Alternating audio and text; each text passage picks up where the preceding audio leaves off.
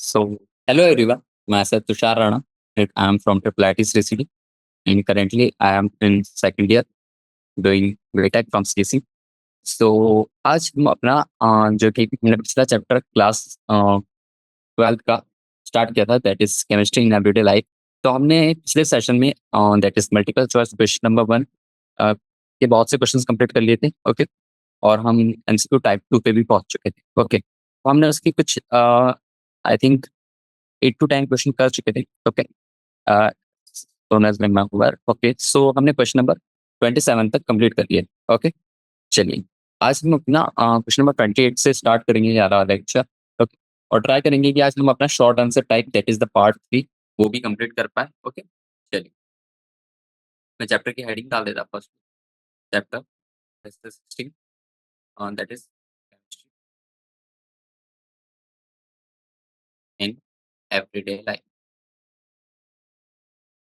Okay, I think आपने इसके मैंने कल जितने क्वेश्चन कराया था उसके आगे क्वेश्चन आपने कंप्लीट कर लिए होंगे या फिर ट्राई करे होंगे। ओके, ज़्यादा नहीं पर एटमोस्ट 5 to 10 क्वेश्चन आपने कंप्लीट कर लिए होंगे तो अच्छे अच्छे से आपको और समझ आएगा। ओके, और मैंने आपको पहले ही बताया था कि इस चैप्टर के लिए आपको थ्योरी पार्ट अच्छा स्ट्रॉन्ग रखना पड़ेगा।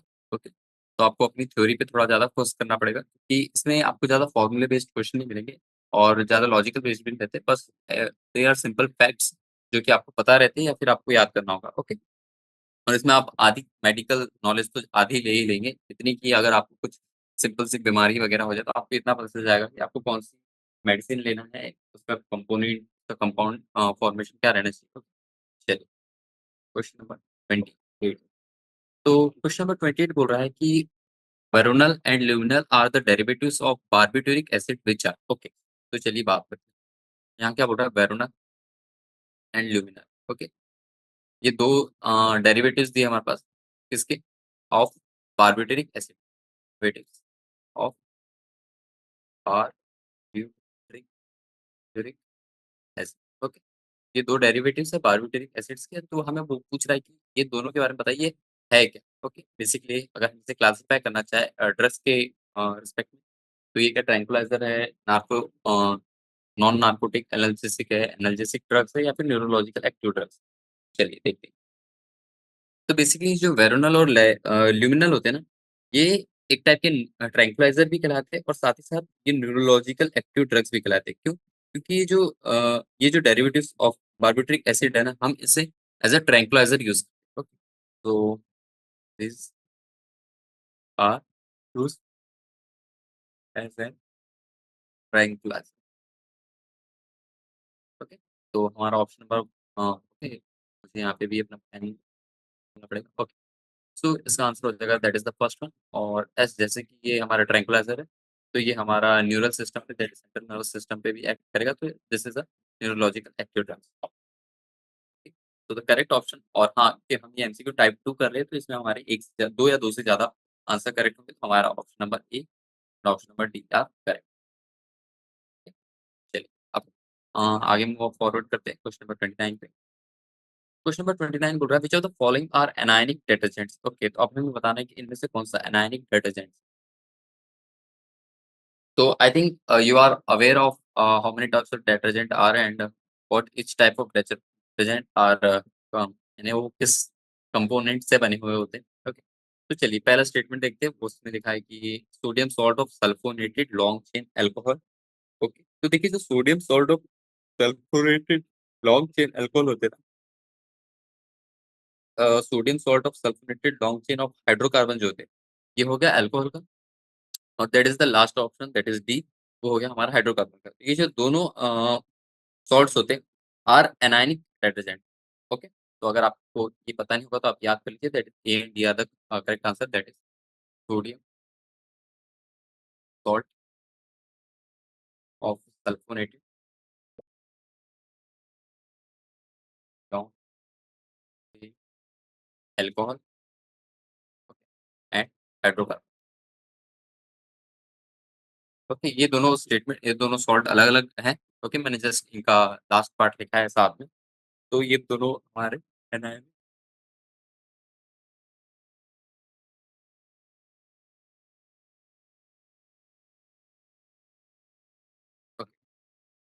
सो अगर हम बात कर लें ये ईस्टर हो गया और ये फिर हो गया हमारा that is quaternary ammonium salt of amine with एसीटेटाइन तो ये सब हमारे एनायनिक डिटर्जेंट के पार्ट नहीं है। तो अगर थोड़ा-सा क्यूरियोसिटी है तो पता कर सकते हैं। तो ये जो बेसिकली अगर हम इनका कंपाउंड का स्ट्रक्चर देखें तो कुछ इस प्रकार से रहता है। अगर एग्ज़ाम्पल ले लें, सोडियम एक टाइप का डिटर्जेंट है, ओके? जिसका ये सब तो उसके केमिकल नेम है बट अगर हमने कोई डिटर्जेंट लिया है और उसका कोई हमारे पास कंपोनेंट पार्ट या फिर कहना चाहिए तो केमिकल फॉर्मूला वाला नाम दिया हुआ होता है। तो जैसे हमारे पास एग्ज़ाम्पल लें लाइक सोडियम लॉरल सल्फेट के बारे में, ओके? तो चलिए उसको देखते हैं। Sodium lauryl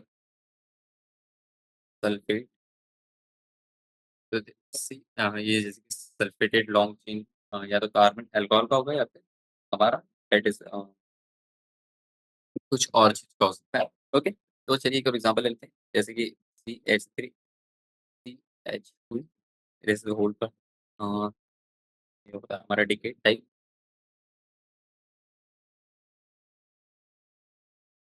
okay? तो ये हमारा एक सॉल्ट हो गया और अगर हम और एक एग्ज़ाम्पल ले लें एंड सोडियम डोस dodecyl benzene sulphonate docile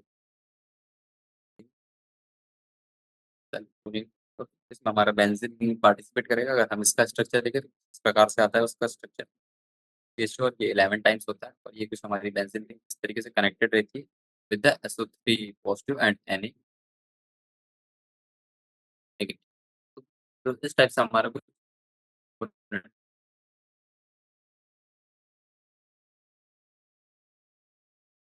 question number 28 का भी यही था, क्वेश्चन नंबर 29 का भी same he.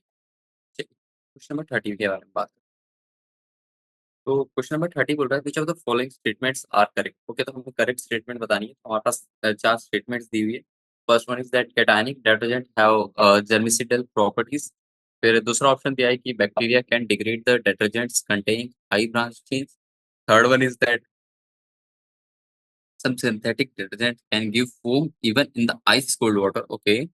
And the last one is saying that कि अगर सिंथेटिक डिटर्जेंट है तो वो सोप नहीं है, ओके? चलिए देखते हैं। वन बाय वन हम सभी एक-एक ऑप्शन को चेक करेंगे, ओके? तो देखिए जो कैटायनिक डिटर्जेंट्स होते हैं ना, वो हमारे first of all quaternary ammonium salt of amines होते हैं और जो कि जुड़े होते हैं अपने एसीटेट्स कंपाउंड से, ओके? और वो एसीटेट्स बेसिकली हमारे क्लोराइड्स हो गया या फिर ब्रोमाइड्स हो गया, ओके? ये सब जो कंपोनेंट होता है वो एनायंस की तरह बिहेव करते हैं इन दैट क्वाटरनरी अमाइन्स। तो इन आयन्स की वजह से उनमें जर्मिसिडल प्रॉपर्टीज एग्जिस्ट करती है। So option number A will be correct. तो अगर मैं इसे लिखता हूँ आपको तो कुछ प्रकार से आप लिख सकते हैं। That is cationic detergents are quaternary ammonium salts first of all of amines, okay? और इनके साथ एसिटेट भी जुड़े होते हैं एंड ऑफ कोर्स क्लोराइड्स और ब्रोमाइड्स और आयन।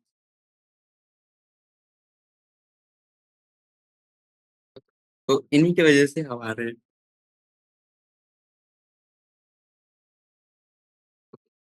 तो इन्हीं की वजह से हमारे जो डिटर्जेंट्स होते हैं उनमें हमारी जर्मिसिडल प्रॉपर्टीज एग्जिस्ट करती है। सो कंटेन्स जर्मिसिडल प्रॉपर्टी। बी ऑप्शन पे आते हैं। तो बी ऑप्शन बोल रहा है bacteria can degrade the detergents containing daily branching. तो देखिए जो बैक्टीरियाज होते हैं ना वो डिग्रेड नहीं होते with that that is return कि अगर आप डिटर्जेंट में हाईली ब्रांचिंग कंपाउंड डाल देंगे तो वहाँ पे आपके बैक्टीरिया उसे डिग्रेड नहीं कर पाते। So that's the option number B will not be correct, okay? B is wrong. तो अब चलते हैं बी इज रॉन्ग तो हम उसके बारे में बात नहीं करेंगे। अब बात करते हैं सी ऑप्शन। सी ऑप्शन बोल रहा है कि some synthetic detergents can give foam even in the ice. हाँ, it is true. It is. तो जो सिंथेटिक डिटर्जेंट्स होते हैं ना वो कोल्ड वाटर में भी आपका आइस दे देते हैं, यानी कोल्ड वाटर में भी आपका फोम जनरेट कर लेते हैं, ओके? यानी बहुत ज़्यादा कोल्ड वाटर है। तो option number C is also correct. Now let's check the D. तो ये कह रहा है कि synthetic detergents are not soap. तो जो सिंथेटिक डिटर्जेंट्स जो होते हैं, ओके, तो वो बेसिकली हमारे क्लींजिंग एजेंट्स की प्रॉपर्टी एग्जिस्ट करती है उनमें, ओके। तो उनमें सारी प्रॉपर्टीज होती है just like of that soap, but जैसे कि वो एक्ट नहीं कर पाते, बट वो एक्चुअली सोप नहीं होते, बस उनकी कुछ प्रॉपर्टीज एग्जिस्ट करती हैं उनमें। तो option but D is also right. हालांकि हमारी सारी प्रॉपर्टीज एग्जिस्ट करती है, ऑलमोस्ट सारी, बट वो सोप नहीं है सिंथेटिक। बस जैसे लिखा दो, synthetic detergents are cleansing agent which have all, देखिए मैंने बोला जैसे कि लगभग सभी टाइप की प्रॉपर्टीज रहती हैं, और properties of soap, but they are not soap.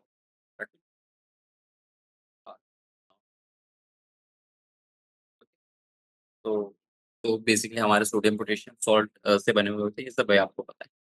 Okay, तो इसी के साथ हमारा पार्ट 2 कंप्लीट होता है, that is MCQ type 2। Okay.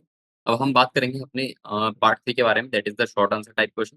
तो शॉर्ट आंसर टाइप क्वेश्चन को स्टार्ट करने से पहले मैं आपको कुछ बातें बातें बता दूँ कि इसमें आपको देखिए, फर्स्ट ऑफ ऑल इसमें जो भी क्वेश्चन पूछे जाएँगे वो आपको बेसिकली आपके नॉलेज के ऊपर रहेंगे। अगर आपको पता है, आपको इन्फॉर्मेशन है, तो आप इज़िली बता सकते हैं, ठीक है? और आप अपने वर्ड में उसको इलैबोरेट कर सकते हैं, अगर आपने उसके बारे में थोड़ी अच्छी डिटेल में आपने पढ़ी हुई है। लेकिन अगर वहीं पे अगर आपको कहीं पे कुछ याद ना आए, तो आप यहाँ पे फँसते जाएँगे, आपका टाइम वेस्ट होगा। तो आप इस टाइप के क्वेश्चन को छोड़ दीजिए अगर आपको आंसर याद नहीं आ पा रहा है, okay? By the time you can think of that. अब स्टार्ट करता हूँ अपना part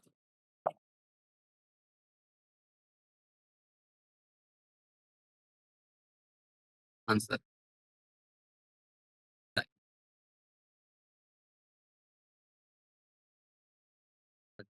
So let's start with the question number 30.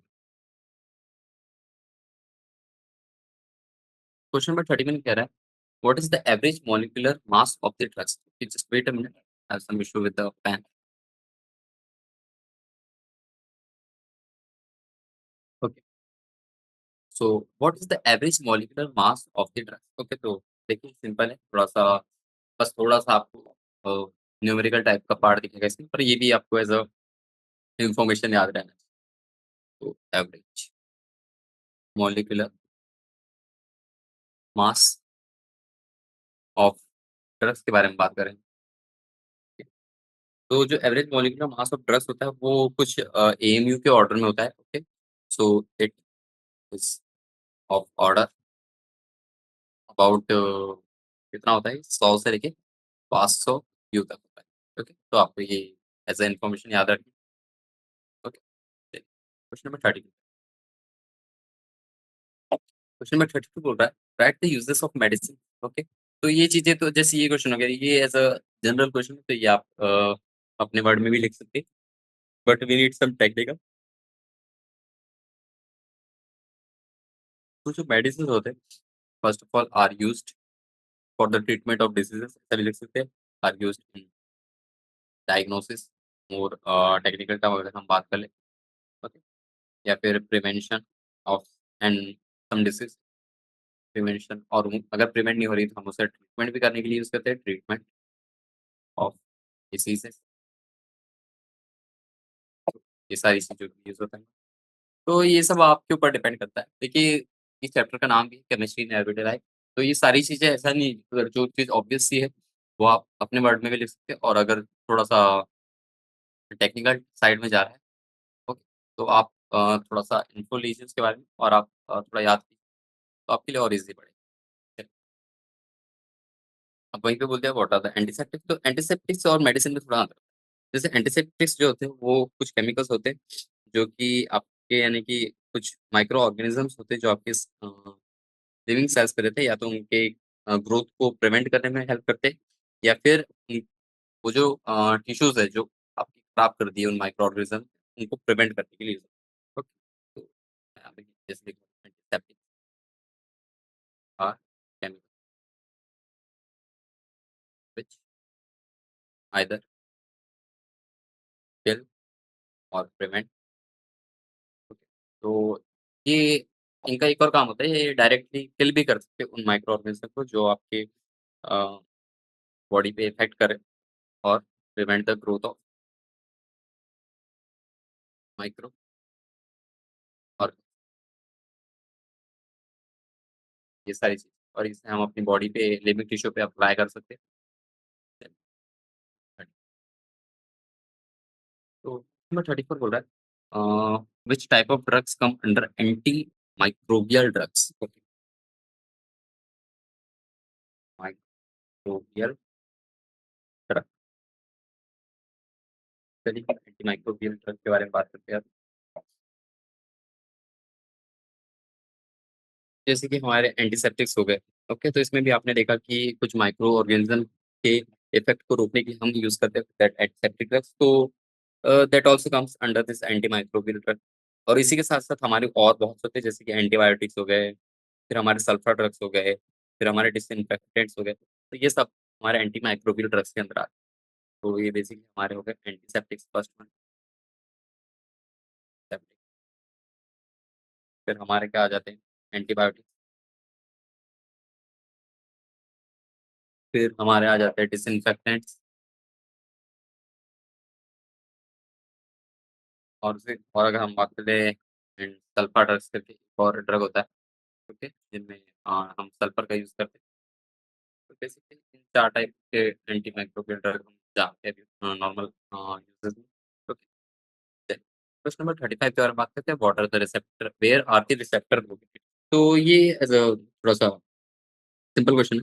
तो जो रिसेप्टर होते हैं, वो हमारे outer surface of the cell membrane पे लोकेटेड होते हैं। ये आपको भी पता है कि रिसेप्टर ऑर्गन्स क्या होते हैं? Located at outer surface of cell membrane. तो दैट्स द, तो ये सब चीज़ें सिंपल सिंपल है, वन वर्ड आंसर है बेसिक। नंबर 36 मैंने आपको पहले ही बताया था, अगर आपको इनमें से किसी क्वेश्चन में कोई सुन के दिक्कत जा रही है, तो वो बस यही आ सकती है कि अगर आपको वो चीज़ याद नहीं है। अगर आपको वो चीज़ याद है तो आप बेसिक जस्ट आप आंसर लिख के आगे बढ़ सकते हैं। ओके, अगर आपको याद नहीं है तो फिर दिक्कत है। तो आपको सफिशिएंट नॉलेज होना चाहिए इस चीज़ के बारे में। क्वेश्चन नंबर 36 बोल रहा है what is the harmful effect of hyper acidity? तो हाइपर एसिडिटी का हार्मफुल इफेक्ट क्या हो सकता है? तो देखिए हाइपर एसिडिटी बेसिकली वो उसका काम क्या होता है कि वो हमारे इंटेस्टाइन में बहुत ज़्यादा एसिडिटी प्रोड्यूस करता है, जिसकी वजह से हमें कुछ डिसीज़ेज़ हो सकती है, जैसे कि हमारे हो गया अल्सर करके एक डिसीज़ होती है, ओके? तो वो हो सकता है, हमारा गैस्ट्रिक रिफ्लक्स हो सकता है, या फिर ओसोफेगाइटिस हो सकता है। 3-4 टाइप की डिसीज़ेज़ हो सकते हैं, ओके? तो मैं आपको लिखा देता हूँ, hyper acidity time creates ulcer, comma, gastric reflux and figure. अब चलते हैं क्वेश्चन पे, that is question number 37। Question number 37 बोल रहा है कि which side of an enzyme is called allostatic site? तो देखिए साइट्स बहुत डिफरेंट होती है, ओके, और different form of active sites different enzyme पे रिएक्ट करती है, ओके। तो अगर हम बात कर ले, ये बोल रहा है हमें कि site of an enzyme is called allosteric site, तो हमें एलोस्टैटिक साइट के बारे में बताना है। तो देखिए, तो हमारे जो एंजाइम होते हैं उनकी डिफरेंट एक्टिव साइट्स होती है, वहीं पे हम जब बात कर ले उस एंजाइम में से कुछ मॉलिक्यूल्स बाइंड या फिर अफेक्ट करने लगता है किसी साइट पे, तो उसे हम एलोस्टैटिक साइट कहते हैं, ओके। तो बेसिकली इसका आंसर कुछ इस प्रकार से हम लिखेंगे अपनी थ्योरी में कि अगर sites different from active site, यानी कि अगर हम किसी एंजाइम या फिर कोई भी चीज़ है जो भी है, हम उसे अप्लाई करते हैं, तो उसकी जो एक्टिव साइट्स होती है उस, यानी उस एंजाइम को जिस जगह जाना होता है उसको छोड़ के उसी दूसरे साइट पे वो मॉलिक्यूल अगर उससे बाइंड कर ले या फिर उससे अटैच हो जाए, तो उसे हम एलोसाइट्रिक साइट कहते हैं, from active site of enzyme देखिए हम एंजाइम के बारे में बात करें यहाँ पे, where a molecule molecule can bind and affect the active site is called allosteric. Okay, तो कुछ ड्रग्स होते हैं may also bind at the site, तो यानी कि इस साइट पे उस कंपाउंड उस एंजाइम का मॉलिक्यूल के साथ-साथ कुछ ड्रग्स भी बाइंड कर सकते हैं। ओके, तो ये चीज़ होती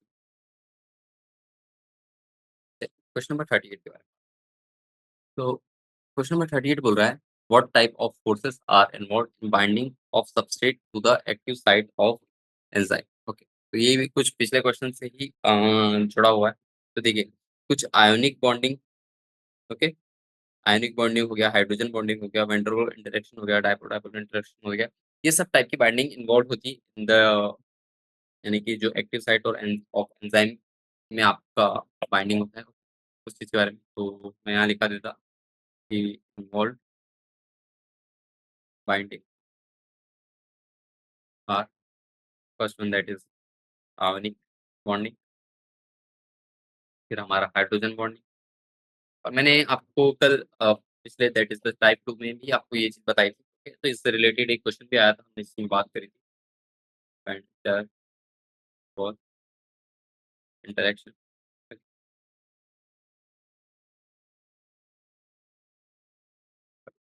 ये थोड़ा-सा टाइपो है, ये हमारा पेन थोड़ा चलने, फिर हमारा आ जाता है डायपो, डायपो, इंटरैक्शन, सेम है। ठीक है?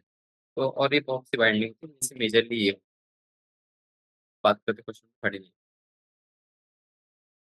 क्वेश्चन नंबर 39 बोल रहा है, what is the commonly okay commonality between the antibiotic arsphenamine and azodye. Okay, तो ये 2 टाइप के कंपाउंड हैं, हमें उनके बीच में कॉमन चीज़ बतानी है। तो देखिए, जो एंटीबायोटिक हो गया और जो एस्पेनामिन जो होता है, उनमें अर्सेनिक अर्सेनिक लिंकेजेस होता है। ओके, जो कि रिसेम्बल करता है to that nitrogen nitrogen linkages in azodye. Okay, तो अगर हम बात कर ले एस्पेनामाइन,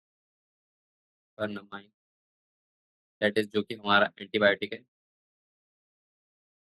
और अगर हम बात कर ले अपने एज़ोडाइ के बारे में, तो इन दोनों के बीच में कॉमन चीज़ क्या होती है? इन दोनों के बीच में कॉमन ये होता है कि इसमें हमारा अर्सेनिक अर्सेनिक लिंकेज होता है। ओके, जो एज़ोडाइ होता है, उसमें हमारा नाइट्रोजन नाइट्रोजन लिंकेज। तो देखिए, कुछ टाइप का सेम रिज़ेम्बलनेस शो करता है। तो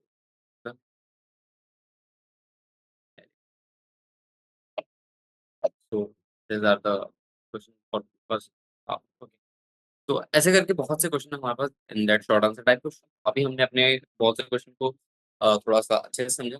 अब हम थोड़ा कुछ जो क्वेश्चन डायरेक्ट होंगे, उसे हम जल्दी-जल्दी करते आगे बढ़ेंगे, कि सारे जितने भी क्वेश्चंस मिलेंगे, अब आपको वन वर्ड ही मिलेंगे।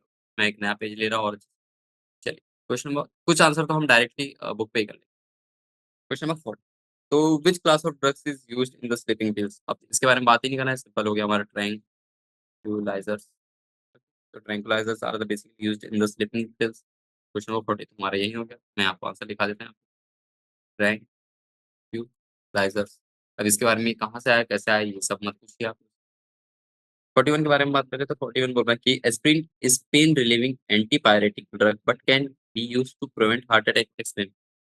तो देखिए, इसमें अब एक्सप्लेन करने बोला, तो हम चलिए इससे बात करते हैं। देखिए, जो एस्पिरिन होता है, ओके, तो वो हमारा प्लेटलेट कोagulation को प्रिवेंट करता है। एस्पिरिन प्रिवेंट्स प्लेटलेट कोagulation, और इसी की वजह से हमारा जो एंटीक्लोटिक एक्शन होता है ब्लड का, तो उसकी वजह से हमारा जो हार्ट होता है, जब आपको हार्ट अटैक आता है, तो वहाँ पे आपका ब्लड क्लॉटिंग हो जाता है। तो ये एक रीज़न हो सकता है। ओके, तो there can blood clotting in heart. Okay, तो I think you are now aware of this thing. अब चलते हैं हम क्वेश्चन नंबर 42 पे। तो क्वेश्चन नंबर 42 बोल रहा है कि both antacids and anti allergic drugs are antihistamines but they can not be replace each other. Okay, तो ये हमें बेसिकली इन दोनों के बीच का डिफरेंस पूछ रहा है about that antacid and anti allergic drugs. Okay, और ये बोल रहा है ये दोनों चीज एंटी हिस्टामाइंस है। तो चलिए देखते हैं। तो देखिए एंटीहिस्टामाइंस जो होते हैं वो इस टाइप के ड्रग्स होते हैं जो हमारे एलर्जी वाले इफेक्ट्स को कंट्रोल करते हैं, और ये हमारे हिस्टामाइंस को प्रोड्यूस करते हैं बेसिकली। तो जो एंटासिड्स हो गया वो हमारे substance basically neural gastric acidity के लिए होते हैं। क्या कहना चाहिए कि अगर मैं आपको बात करूँ एंटासिड्स के बारे में, तो दे न्यूट्रलाइज बेसिकली गैस्ट्रिक एसिडिटी, यानी कि आपके पेट में जो एसिडिटी होती है उसकी एसिडिटी को न्यूट्रलाइज करने के लिए यूज करते दिस ड्रग्स। ओके, और जो एंथिस्टामाइन है, antihistamine do not affect the secretion of acid in stomach. तो आई थिंक आप इस एक्सप्लेनेशन से आपको समझ आ गया कि इन दोनों को हम एक जगह यूज कैसे नहीं कर सकते, एज अ सेम नाम क्यों नहीं रखते। ओके, सब अलग चीज। अब चलते क्वेश्चन नंबर 43। तो क्वेश्चन नंबर 43 बोल रहा है what is a soft soap. तो सॉफ्ट सोप के बारे में बात करते हैं।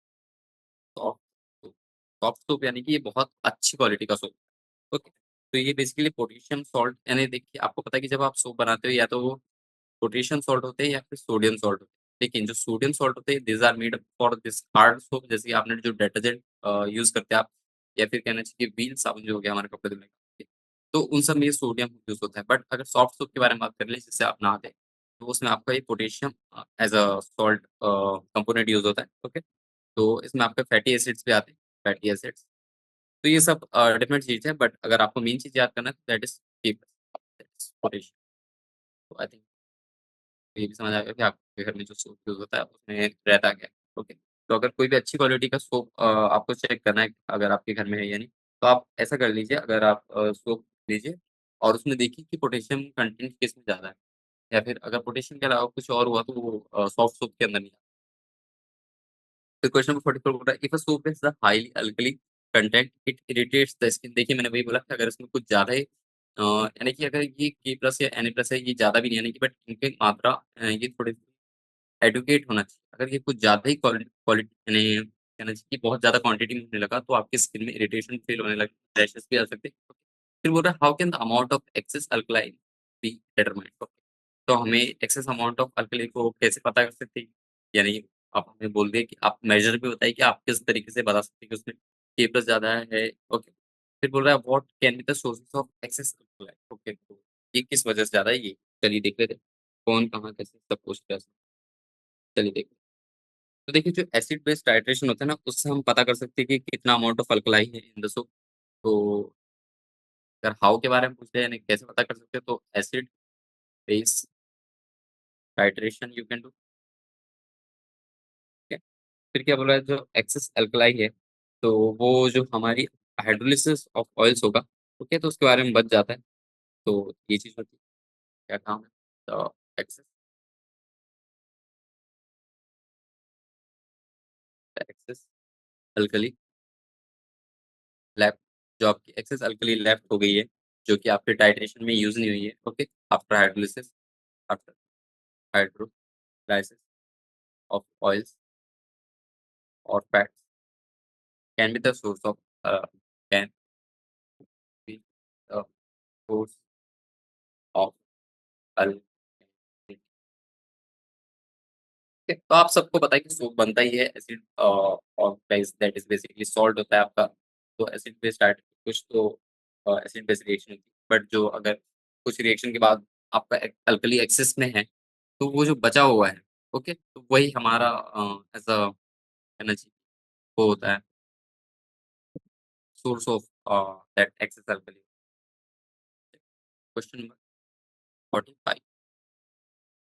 क्वेश्चन नंबर 45 बोल रहा है explain why sometimes foaming is seen in the river water near the place where sewage water is poured after a treatment। Okay, तो आई थिंक क्वेश्चन हमको समझ आ गया। तो देखिए, जो डिटर्जेंट होते हैं, ओके, तो डिटर्जेंट जो कि पहली बात तो ये बायोडिग्रेडेबल नहीं होते, ओके। तो जो डिटर्जेंट्स होते हैं वाटर में, वो सीवेज, यानी कि जब आप वाटर ट्रीटमेंट का सीवेज कर लेते हैं, ओके, तो उसके बाद में कहना चाहिए, अगर आपने कोई सीवेज वाटर ट्रीटमेंट प्लांट से आपने जितना भी सीवेज वेस्ट था वो आपने खोल के रिवर में, ओके, तो उसमें डिटर्जेंट एग्जिस्ट करता है जिसकी वजह से आपका फोम बनने लगता है, क्योंकि detergent is not a biodegradable. तो अगर आप उसको कहीं पे फेंक देंगे तो वो फिर से अपनी पुरानी जिस रॉ मटेरियल से बना था स्टेट में नहीं आएगा, okay. So as a non biodegradable it leads, so I think this is now clear to that is detergent are not biodegradable first, so persist water is given after sewage treat। देखिए, sewage treatment के करने के बाद भी आपका जो detergent है बच जाता है बहुत पानी में, और इसी के कारण आपको फोम दिखने लगता है। आई थिंक चलते हैं क्वेश्चन नंबर 46 के बारे में। क्वेश्चन नंबर 46 बोल रहा है which category of the synthetic detergent is used in the toothpaste, okay. तो वो बोल रहा है कि हमें बताइए किस टाइप का सिंथेटिक डिटर्जेंट कैटेगरी यूज होती है इन दैट टूथपेस्ट, ओके। चलिए वो देखते हैं। तो जो टूथपेस्ट होता है उसमें बेसिकली हमारा एनायनिक डिटर्जेंट यूज होता है, जैसे हमारा सेटाइल ट्राइमिथाइल अमोनियम ब्रोमाइड यूज होता है, ओके। जैसे कि कहना चाहिए कि जो शैम्पूज हो गया, हेयर कंडीशनर हो गया, उसमें भी, ओके। तो एनायनिक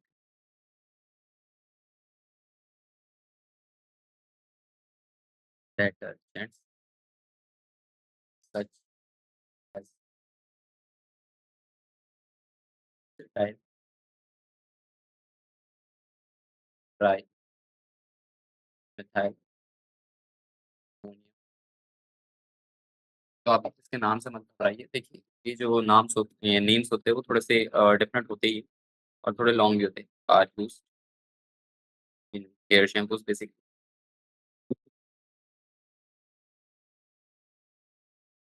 एंड हेयर।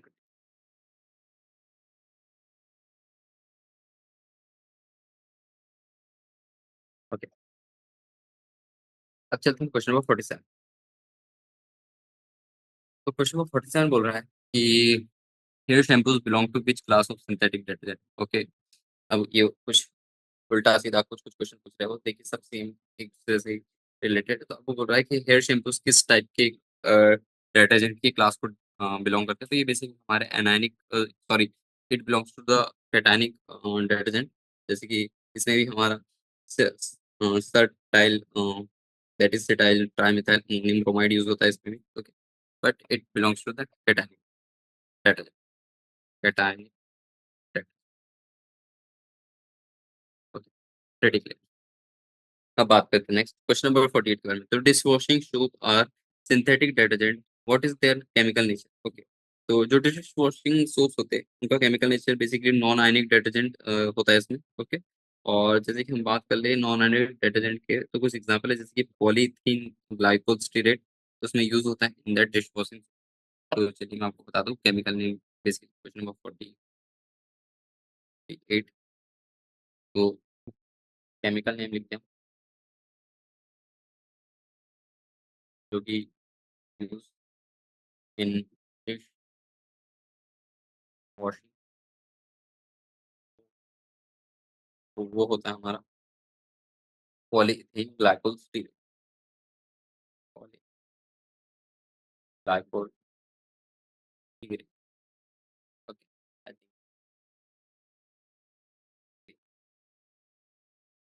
बात करते हैं क्वेश्चन नंबर 49। क्वेश्चन नंबर 49 बोल रहा है draw the diagram showing cell formation of the following detergent, okay. तो अब मिसल फॉर्मेशन के ऊपर क्वेश्चन है हमारा, it also belongs to the topic of that soap only. तो हमारे पास कंपाउंड दिया है दैट इज CH2 डेका, फिर दिया CH2 SO3 Na, ओके। तो it is a salt of sodium and sulphate, okay. तो अगर हम इसमें फॉर्मेशन देखें तो उसमें कुछ इस प्रकार से होता है। कैसे होता है देखिए, इसमें अगर आपको कहीं पे भी मिसल बनाना है तो मैं थोड़ा एरिया बड़ा कर लेता हूँ। ठीक, ओके। तो अगर ये आपका वाटर मॉलिक्यूल है, इसमें जिसमें मिसल ओके, तो ये मिसल पता है आपके SO3 माइनस जो कंपाउंड होता है, ओके, उसके साथ में ये जुड़ जाता है। पर ये एक नहीं है, बहुत सारे होते हैं, ऐसे-ऐसे करके, ऐसे तो हमें ड्रॉ ही करना है तो चलिए ड्रॉ कर लेते हैं।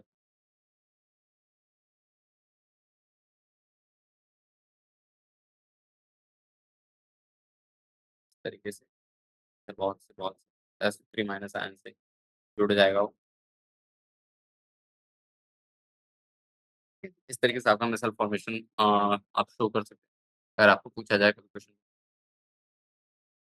Okay, let's do the half century first, that is question number, how does the branching of hydrocarbon chain of synthetic detergent affect their biodegradability? तो these are the straight chain hydrocarbons, okay, जो कि synthetic detergent में use होता है और ये lead करता है to that easy biodegradability because क्योंकि जो branch chain of hydrocarbon tail होता है, ओके, वो हमारा एक टाइप का सोर्स ऑफ पॉल्यूशन होता है, ओके, तो उसी की वजह से हमारा लेसर ब्रांचिंग की वजह से, यानी कि देखिए अगर आपका ज़्यादा ब्रांच है तो आपका ये पॉल्यूशन का सोर्स बढ़ता जाएगा, लेकिन अगर आप ब्रांचिंग कम कर देंगे तो वहाँ पे आपकी बायोडिग्रेडेबिलिटी की पावर बढ़ जाएगी। तो क्या लिखाना है जैसे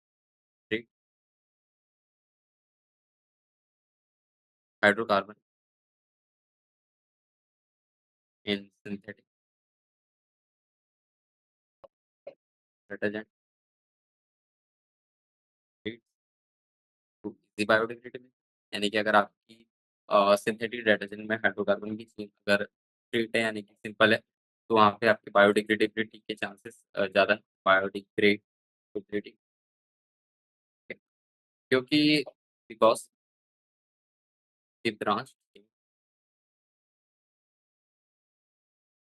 is considered sorry the as source of pollution, okay, so I think it is pretty clear. चलिए क्वेश्चन नंबर 51 के बारे में बात, तो क्वेश्चन नंबर 51 बोल रहा है कि why is it safer to use soap foam So sorry, why is it safer to use soap from the environment point of view? Okay, चलिए देखते हैं। तो ये सोप और डिटर्जेंट के बारे में बात कर रहा है बेसिकली। देखिए जो डिटर्जेंट होते हैं वो बेसिकली सिंथेटिक होते हैं और उसमें बहुत सारे ब्रांच चेन हाइड्रोकार्बन होते हैं, तो जिसकी वजह से वहाँ पे आपकी बायोडिग्रेडेबिलिटी के चांसेस बहुत ही कम हो जाते हैं। ठीक है? जैसे कि हमने बात करा अभी जस्ट पिछले क्वेश्चन में कि अगर आपको बायोडिग्रेडेबिलिटी के ऊपर क्वेश्चन यानी के बारे में बात करनी है of that hydrocarbon sorry detergent, तो आपको बहुत ही सिंपल चेन हाइड्रोकार्बन देनी बट इससे आपका जो डिटर्जेंट है वो स्ट्रॉन्ग नहीं होगा, तो एक तो अब इसलिए हम सोप को ज़्यादा प्रेफ़र करेंगे और द डिटर्जेंट, तो चलिए मैं लिखा देता हूँ। तो फर्स्ट ऑफ ऑल तो आर बायोटिक और बहुत सी चीज़ें ये सब आप देख सकते हैं और इसके पीछे का जो रीज़न वो बेसिकली हियर इज़ रीज़न बात करते हैं। क्वेश्चन नंबर 52 बोल रहा है वाटर एनालिसिस, तो ये क्वेश्चन मैं आपके लिए छोड़ रहा हूँ जस्ट होमवर्क, तो आप इसे कर सकते हैं, सिंपल है। अब let's move on to the question number 50 बोल रहा है what is the scientific explanation for the feeling of dip, तो हमें साइंटिफिक एक्सप्लेनेशन देखना है कि अगर कोई पर्सन को डिप्रेशन हो रहा है तो वो क्या होता है। तो देखिए अगर कोई आदमी या फिर औरत है, ओके, तो वो अगर डिप्रेशन से जूझ रहा है, ओके, तो ये तभी होता है जब उसका नॉन एड्रेनालाइन लेवल बहुत नीचे गिर जाता है, ओके। तो नॉन एड्रेनालाइन लेवल जो है वो एक टाइप का न्यूरोट्रांसमीटर है जो कि बहुत ही अ, इम्पोर्टेंट रोल प्ले करता है in the mood changes, okay. तो जो मूड स्विंग्स वाली बात है उसमें आपको बेसिकली ये नॉन एड्रेनालाइन न्यूरोट्रांसमीटर यूज़ होता है, okay. A person suffer from depression when has low level of non adrenaline, तो जो नॉन एड्रेनालाइन है basically is a neurotransmitter meter which plays a role in the place role in mood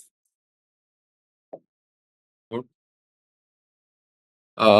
चीज़ों को देखने के बाद में कुछ डिसीज़न लेने की जो क्षमता होती है, उसको सेंड करने में या रिसीव करने में बहुत दिक्कत जाती है बेसिकली, ओके? तो ये उसकी प्रोसेस को थोड़ा स्लो कर देता है बेसिकली, तो इस चीज़ से आपको थोड़ा डिप्रेशन फ़ील होने लगता है, ओके? चलिए क्वेश्चन नंबर 54 पे आ जाते हैं।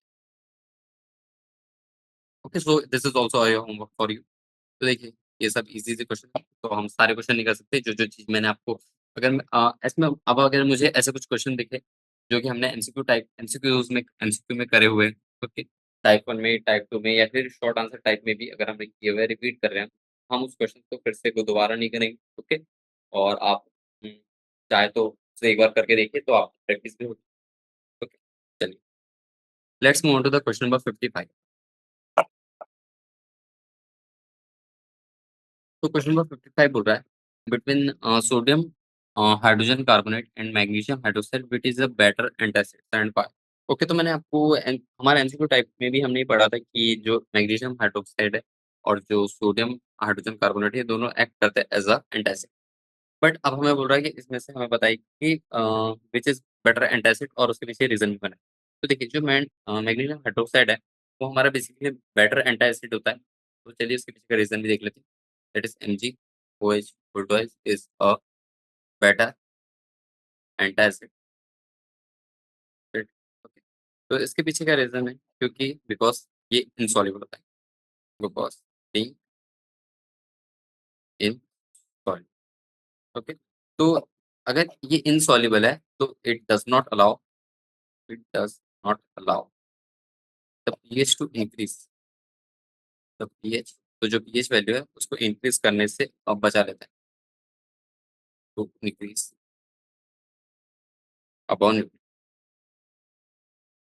ओके, तो न्यूट्रल ही रहेगा आपका, ये आपकी पीएच लेवल को थोड़ा इंक्रीज़ नहीं करेगा। Okay, so these are that's the.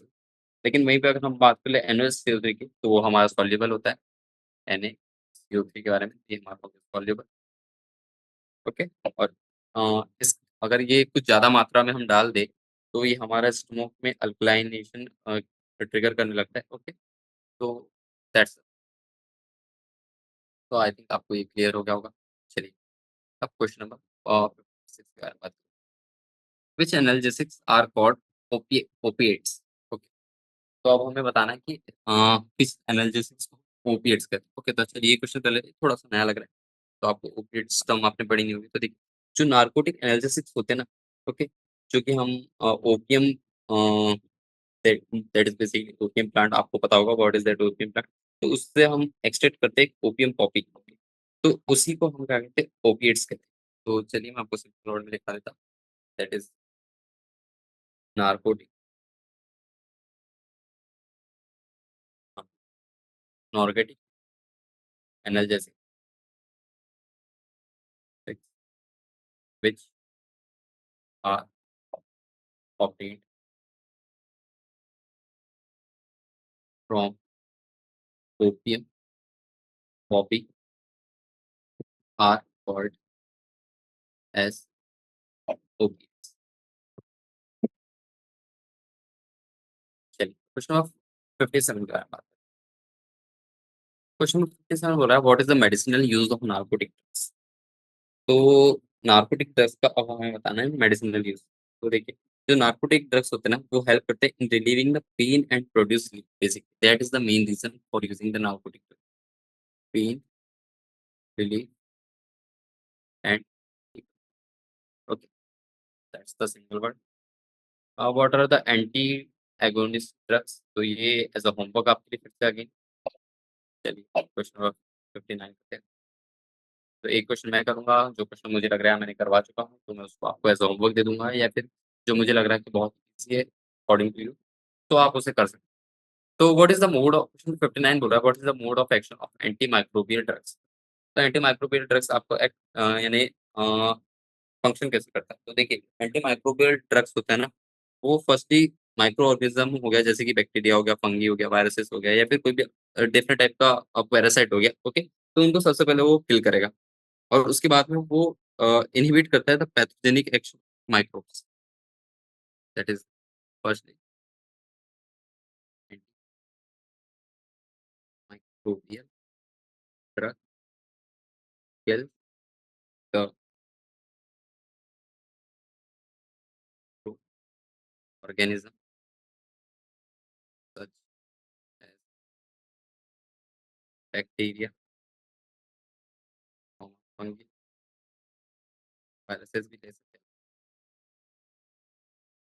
और अदर पैरासाइट्स, उनके नाम मुझे भी नहीं पता है। और उसके बाद में क्या करता है, ये can alternatively inhibit the pathogenic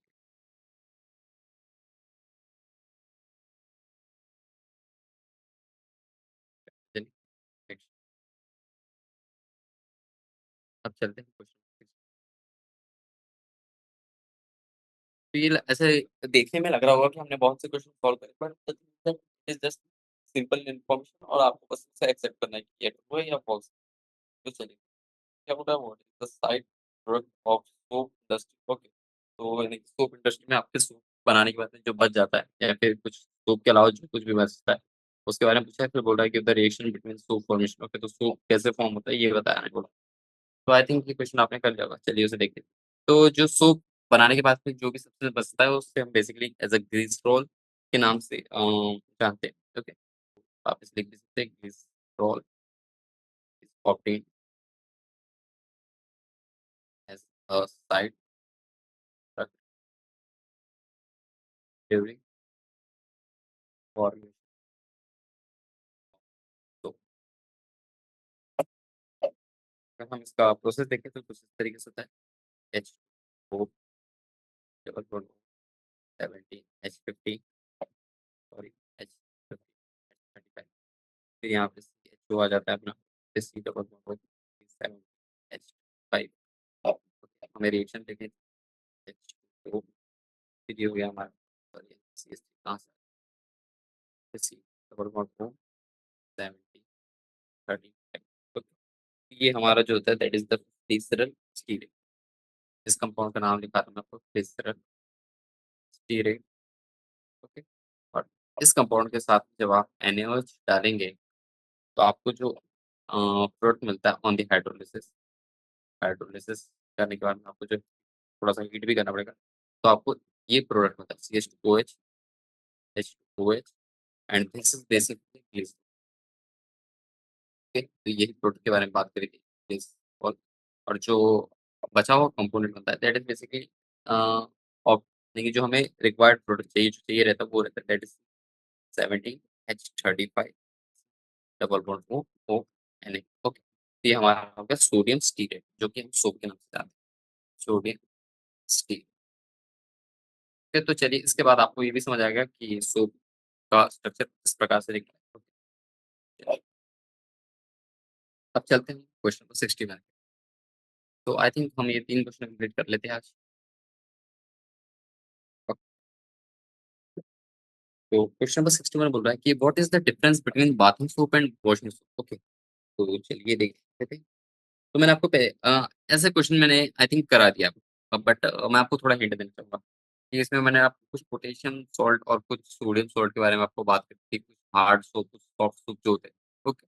तो ये क्वेश्चन उसी के ऊपर, देखिए जो बाथिंग बाथिंग सोप होता है ना, वो हमारा potassium salt of long chain fatty acids होता है, ओके? और ये बेसिकली सॉफ्ट सोप होते हैं और ये फ्री फ्रॉम अनयूज्ड अल्कली होते हैं, ओके? तो इसमें कुछ यूज्ड अल्कली यूज़ नहीं करते। लेकिन जो वॉशिंग सोप होते हैं, ये हमारा सोडियम सॉल्ट्स, तो बस एक रीज़न लिखा था मैं आपको, दैट इज़ वॉशिंग सोप, ये होते हैं सॉल्ट ऑफ सोडियम, और ये होते हैं हमारे थोड़े हार्ड, ओके? और इसमें कुछ रेसिडुअल अल्कली भी यूज़ होते हैं। और वहीं पे अगर हम बात कर लें दैट इज़ बाथिंग सोप के बारे में, तो ये बाथिंग सोप हमारे होते हैं सोप ऑफ पोटेशियम, ओके, हमारे सॉफ्ट होते हैं और इसमें रेसिड्यूअल अल्कली, ओके। तो इससे आपको क्लियर हो जाएगा थोड़ा-सा। चलिए, अब क्वेश्चन नंबर 62 के बारे में। क्वेश्चन नंबर 62 बोल रहा है, how are the transparent soaps manufactured? तो आपने जैसे साब अपनी बाथिंग सोप के बारे में लिखा होगा, आपका जैसे glycerol, sorry, that is Pears हो गया, ओके। तो अब पियर्स का जो सोप होता है, वो किस तरीके से बनता है? वो थोड़ा-सा ट्रांसपेरेंट होता है ना, तो वही बोलता है कि ट्रांसपेरेंट सोप अगर आप मैन्युफैक्चर कर रहे हैं, तो वो किस तरीके से प्रिपेयर होते हैं? उनके पीछे क्या डिफरेंट कै केमि केमिकल नेचर होता है आपके, केमिस्ट्री क्या होती है? तो देखिए, जो ट्रांसपेरेंट सोप होता है ना, बेसिकली वो प्रिपेयर होता है bye dissolving that soap in the ethanol, okay. तो उससे क्या होता है पता है क्या? आपका जो सोप का नेचर होता है वो थोड़ा लाइट होने लगता है और साथ ही साथ उसमें जो एक्सेस सॉल्वेंट रहता है, ओके, उससे वो इवेपोरेट होने लगता है। तो जिसकी वजह से आप कलर नहीं, तो ये दिखा देता हूँ, transparent soap are prepared by dissolving the soap in ethanol and then evaporating the excess salt, okay, अब चलते हैं क्वेश्चन नंबर 60। तो क्वेश्चन नंबर 63 बोल रहा है, what is the advantage of using antihistamines over the antacid in the, okay, ये question हमने कर लिया है, जिसके बारे में बात की। ओके, सो प्रीवियसली डन, दिखा देता हूँ। Done, okay. मैंने आपको पहले ही बोला था कि अगर कुछ हम रिपीट करते हैं या फिर हमने टाइप करा है, ठीक है, या फिर हमने जस्ट ऑर्डर द टाइप इसलिए कुछ, तो हम करेंगे या फिर अगर उससे मिलता-जुलता भी है, अगर उसके टेक्निकल टर्म्स या फिर नॉलेज सेम है, तो हम उसे स्किप करेंगे, ओके। चलिए, क्वेश्चन नंबर 64 का क्वेश्चन नंबर 64 बोल रहा है, what are the functions perform by the histamine in the body? Okay, तो हिस्टामाइन हमारी बॉडी में क्या किस तरीके से फंक्शन करता है? तो देखिए, जो हिस्टामाइन होता है, वो एक टाइप का पोटेंट वैसोलिडेटर होता है। क्या बोला मैंने? कि histamine is a potent vaso, तो ये हमारी जो मसल्स है, यानी कि जो ब्रोंकाई हो गई या फिर गट्स हो गया, उसे contract, it contracts the muscle, okay, in the gut और सॉरी एंड ब्रोंक, तो आपका जो ब्रोंकुलस में जो ब्रोंकाई होता है, उसे आपको कॉन्ट्रैक्ट करता है, रिलैक्स करने में मदद करता है। और ये कुछ डिफरेंट मसल्स होती है जिसे रिलैक्स भी करता है। It relaxes some other muscles, example in the walls, inner walls of fine blood vessels, तो इसके बाद ज़्यादा और ज़्यादा बात करूँ तो ये हमारे कंजेशन की प्रोसेस में भी हेल्प करता है, ओके। तो ये सब चीज़ें आप देख सकते हैं और ज़्यादा मैं मैकेनिकल यानी मेडिकल नॉलेज नहीं है, बट आप और थोड़ा डाइव इन करके और थोड़ा पता लगा सकते हैं इसके बारे में। चलिए, क्वेश्चन नंबर 65 कह रहा हूँ। क्वेश्चन नंबर 65 बोल रहा है, with the help of an example explain how to tranquilliser control the feeling of depression. तो हमारी जो हमने पढ़ा भी था कि अगर कुछ स्लीपिंग हो गया, कुछ डिप्रेशन हो गया, तो उसके टाइम पे हमें क्या लेना है, तो हमने बताया था कि ट्रैंक्विलाइज़र हम ले सकते हैं। तो अब वो बोल रहे हैं कि आप एक एग्जांपल लेके बताइए कि ट्रैंक्विलाइज़र बेसिकली हमारा फीलिंग ऑफ डिप्रेशन में किस तरीके से मदद करता है, ओके? चलिए देखिए, अगर हम बात कर ले ट्रैंक्विलाइज़र की, तो ट्रैंक्विलाइज़र में बेसिकली नॉन एड्रेनालाइन ऐड होता है, ओके? तो please and important role in mood. तो ये भी चीज़ मैंने आपको बता ही दी थी, तो आई थिंक ये भी मुझे छोड़ ही देना था, आप कर सकते हैं, ओके? तो ये क्या करता है, if the level of adrenaline is low. अगर उसका लेवल बहुत ही लो है, तो पर्सन डिप्रेशन में सफ़र करने लगता है। पर्सन सफ़र्स डिप्रेस तो ये चीज़ आप देख सकते हैं। तो दैट्स द अब चलते हैं क्वेश्चन पर 66 के बाद। नंबर 66 बोल रहा है, why are certain drugs called enzyme inhibitor? Okay, तो इसमें बोल रहा है कि कुछ ड्रग्स होते हैं जो कि एंजाइम इन्हिबिटर होते हैं। ओके, तो चलिए वो देखते हैं। Why are the certain drugs called enzyme inhibitor? तो देखिए जो एंजाइम्स होते हैं, ओके, उनकी कुछ एक्टिव साइट्स होती है जो कि आपके सबस्ट्रेट के साथ में बाइंड करता है फॉर इफेक्टिव क्विक और केमिकल एक्शन। ओके, तो इसी की वजह से हम किसी ड्रग्स को एज अ एंजाइम इनहिबिटर भी यूज करते हैं। ओके, तो ये चीज़ हो गई, तो ये भी क्वेश्चन मैंने आपको करा दिया था। तो अगर मैं इसके बारे में बात करूँ, देखिए enzymes have active sites that bind the substrate for effective and quick chemical reaction. Okay, तो इसमें कुछ फंक्शनल ग्रुप प्रेजेंट होते हैं जो कि एक्टिव साइट ऑफ एंजाइम पे रिएक्शन करने लगते हैं, जिसकी वजह से कुछ आयनिक हो गया, पेंटोल हो गया, कुछ इंटरेक्शन होने लगता है। ओके, तो उसमें कुछ ड्रग्स भी होते हैं जो इंटरफेयर करते हैं विद दिस इंटरेक्शन। ओके, तो वो सारी चीजें आप देख सकते हैं। ओके, इसलिए हम इसे क्या कहते हैं, as a enzyme inhibitor use करते हैं। Okay, so that's the thing. तो दैट्स द थिंग। ओके, और ये फिर क्या बोला question number 47, what are the pillars and what role this pillars play in the soap? Okay, तो ये अच्छा क्वेश्चन है। तो आज के लिए मैं आपको ये होमवर्क देना चाहता हूँ क्योंकि हम इसी क्वेश्चन से स्टार्ट करेंगे। ओके, क्वेश्चन नंबर 67 से। तो ये क्वेश्चन आप पढ़ के आइए, आप थोड़ा सोप के बारे में और पता करिए, सोप कैसे बनता है, सोप के कंपोनेंट्स क्या है, और सोप के डिफरेंट टाइप ऑफ सोप्स भी देखिए आप। ओके, तो आज के लिए बस इतना ही। तो हम क्वेश्चन नंबर 67 से स्टार्ट करेंगे अपने नेक्स्ट लेक्चर में। तो thank you all of you. Bye bye. We will meet in next lecture.